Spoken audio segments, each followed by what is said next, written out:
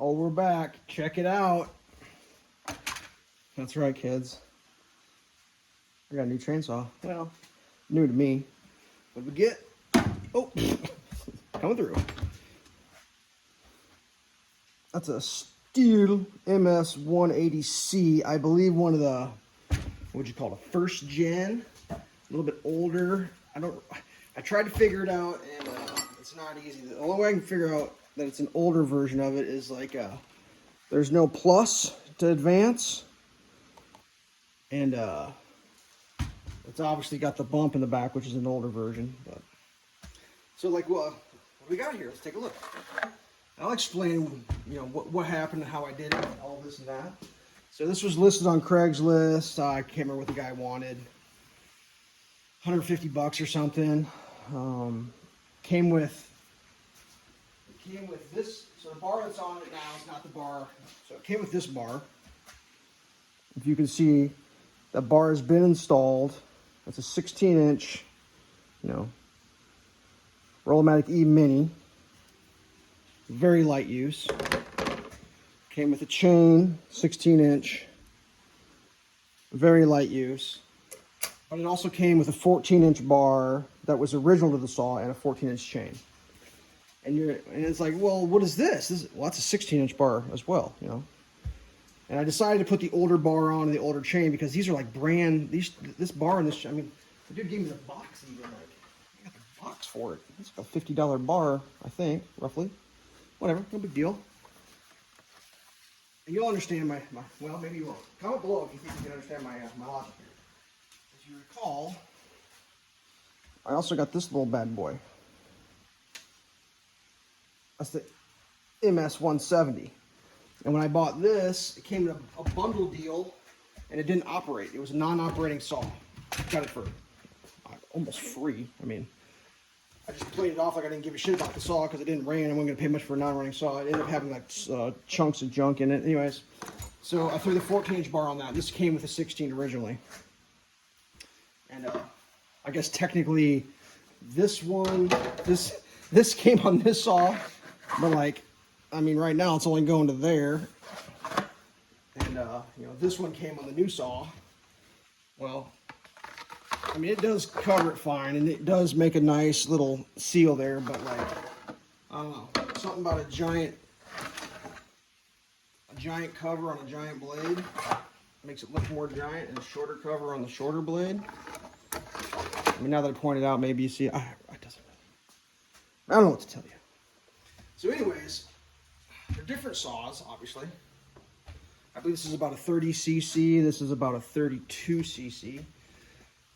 This one's got the easy start feature on this recoil where you just kind of pull the thing and it runs. Oh, by the way, I didn't pay 150 bucks. I definitely talked it down. I had to drive a long way to get it though. But got a pretty good deal. I'd say I paid less than half price for that saw. And it's got, I mean, it was used, obviously used. But my experience with this 170, when I had literally this chain set up, I mean, this is the bar and the chain I was running on this. I was impressed with this saw. And I'm not gonna, this isn't a running, I'm just talking about saws. And like, you're sitting here like, oh, blah, blah, you're just running your mouth about a bunch of cheap homeowner grade saws. I'll explain to you, like, my little situation here. If I can drag in stage right. Hold please. This is my primary. Here we go. This beast. All right. This is a Pro Saw. MS-362. This will get it done. This 20-inch bar on it. Like, the thing is a beast. Oh, man, I'm going to call this crap up here. Is that even in the shot? This saw is a beast. I'm not even exaggerating. Like, if you're like, I don't know if that's enough chainsaw. Yeah, plenty. That's so much chainsaw that now that I've got this, well, so the way it worked, I got the small one first. As soon as this guy showed up, I kind of stopped using this unless I'm like, you know, cutting a tree or getting some serious work done, like logging, you know, milling. I use this saw for milling, and it's on the It's big enough to run my Alaskan mill. It's on the low end side for recommended CCs, but it's got enough. So like, this is a serious saw, serious business. But like, dude, that thing is heavy, and like, I'm not gonna lie, I almost cut my leg off with it once. My arms were fatigued. I didn't, had chaps on. It was fine. Barely an incident. So when I got this, you know, I was kind of like, whatever, homeowner grade El Cheapo saw, but dude, I love this saw. For like chopping up, like, you know, regular wood. I mean, not logs, like, oh, I got a log, you get the big saw. But for like, oh, the tree branch fell down and I got to deal with it. This thing's a beast, dude. And that 16-inch bar, it ran it fine.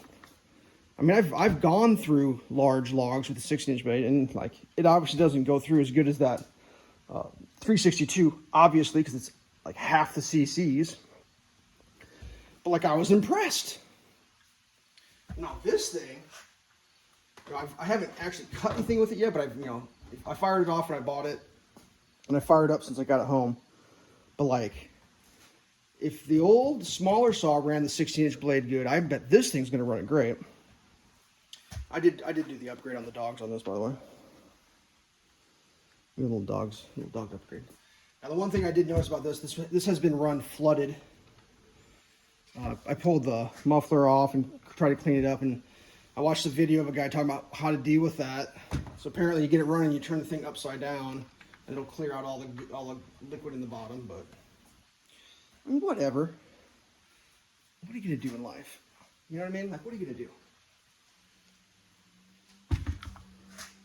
The starting on that new one is so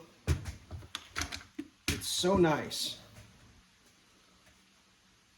I can't tell if it makes it look a little. I mean, it's definitely a 14 and it's definitely a 16-inch blade. No doubt.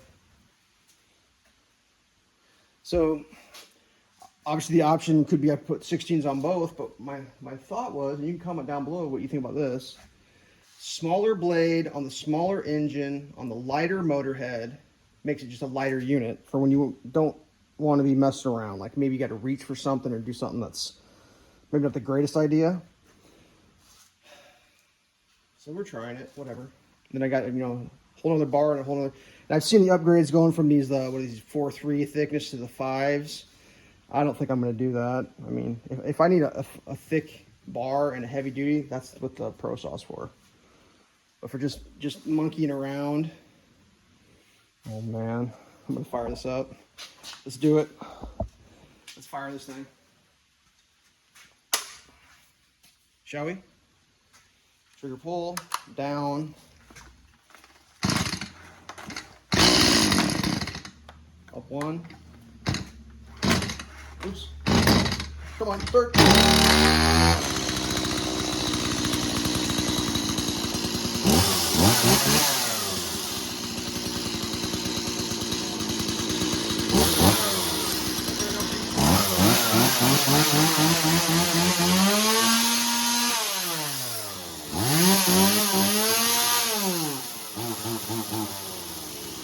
Not much fuel in it right now.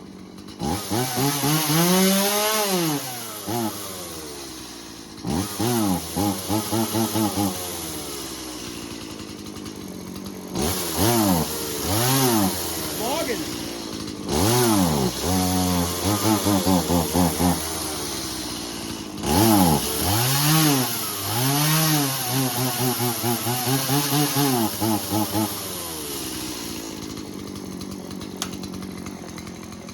No fuel on that one. I don't know. I'm pretty excited. I kind of did a shit job of starting that. Let's try it again. So it's warmed up. Just an easy pull. Like that. It's not a yank, it's just just pull it out.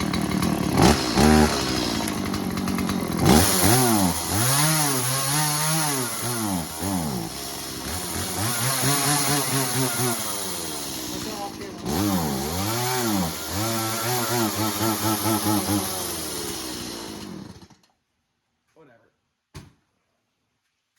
Kind of sounded like it was bogging just a little bit. It's never done that before, and I've ran it like 3 or 4 times. Maybe it's got to turn it upside down. But I just watched that YouTube video. The guy's like, well, try turning it upside down and it may clear something out. So, whatever. Maybe I did the wrong thing there. Whatever. I'm sure it'll be fine. So there you go. That's the latest on the chainsaw addiction. Just here at the end, don't forget, I just scored this guy for $5. Works fine. Yeah, the McCulloch. Stay safe.